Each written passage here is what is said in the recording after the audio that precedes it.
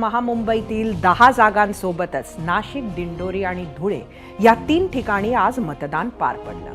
नाशिकमध्ये शिवसेनेचे खासदार हेमंत गोडसे यांचा सामना उबाठा शिवसेनेच्या राजाभाऊ वाजे यांच्यासोबत होतोय। अपक्ष शांतिगिरी महाराजांनीही रिंगणात उतरून लढतीला रंग भरला आहे।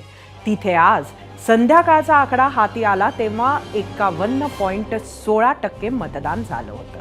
शांतिगिरी महाराजांनी ईव्हीएम समोरील बोर्डला हार घातला, त्यामुळे आचारसंहितेचा भंग केल्याप्रकरणी त्यांच्यावर गुन्हा दाखल करण्यात आलाय।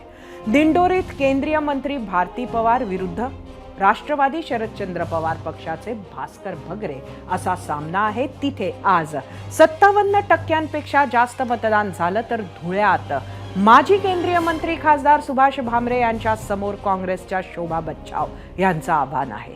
तिथे आज 49% जास्त मतदान झालंय।